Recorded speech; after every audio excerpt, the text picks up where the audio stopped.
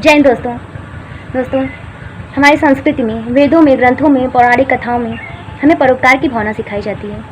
हमें सिखाया जाता है सर्वे भवन्तु सुखिनः, सर्वे सन्तु निरामया। यहाँ तक कि हमारे हिंदी के जो महान कवि हुए हैं, उन लोगों ने भी अपनी रचनाओं में परोपकार को बहुत अच्छे तरीके से वर्णित किया है। भारतेंदु हरिश्चंद्र जी ने भी कहा है, परहित सरिस धर्म नहीं भाई, पर पीड़ा सम नहीं अधमाई। लेकिन क्या ये सारी बातें हमारे आज के समाज में प्रासंगिक होते हुए दिख रही हैं?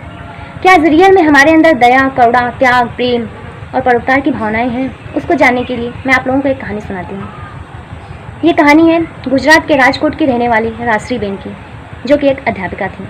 उनका एक छोटा सा बेटा था। उन्होंने बेटे को पाला पोसा, पढ़ाया लिखाया और प्रोफेसर बनाया। बेटे की शादी भी एक डॉक्टर से की। लेकिन माँ को एक दिन पैरालिसिस हो गया और माँ बेड पे आ गई। बहु बेटों ने कुछ महीनों तक माँ की सेवा की और एक दिन बेटा माँ से बोला, माँ चलो मैं तुमको छत पे घुमा लाता हूँ।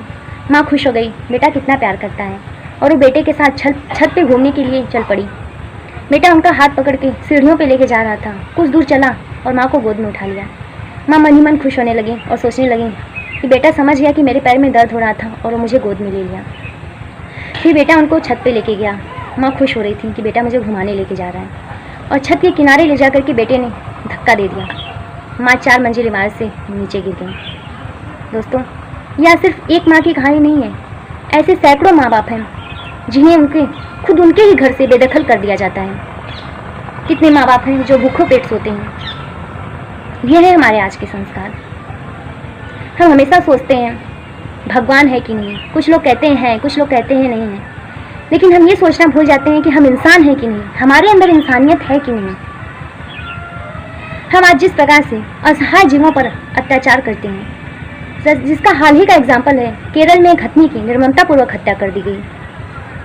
यहाँ तक कि जब हम रोड पे जाते हैं और हमारे सामने किसी का एक्सीडेंट हो जाए, तो हम उसकी हेल्प करने की जगह सेल्फी को अधिक प्रायोरिटी देते हैं। हम ऐसा क्यों करते हैं?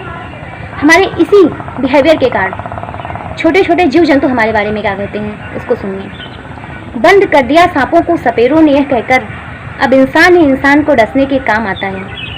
आत्महत्या कर ली गिरगिट ने सुसाइड नोट छोड़कर, अब इंसान से ज़्यादा मैं रंग नहीं बदल सकता। गिद्ध भी कहीं चले गए, लगता है उन्होंने देख लिया हमसे अच्छा नोचता है इंसान। कुत्ते कोमा में चले गए, ये देखकर क्या मस्त तलवे चाटता है इंसान।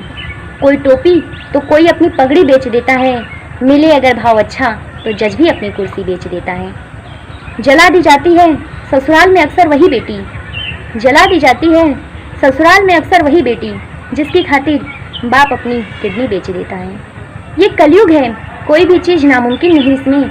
युधिष्ठिर तो जुए में अपनी पत्नी बेच देता है। धन से बेशक गरीब रहो, धन से बेशक गरीब रहो, ये आप लोग अपने अंदर एक्सेप्ट करिएगा, अपने अंदर उतारने की कोशिश करिएगा कि धन से बेशक गरीब रहो, पर दिल से रहना धनवान, क्योंकि झोपड़ी पे लिखा होता है सुस्वागतम, और महल वाले लिखते हैं कुत्तों से सावधान।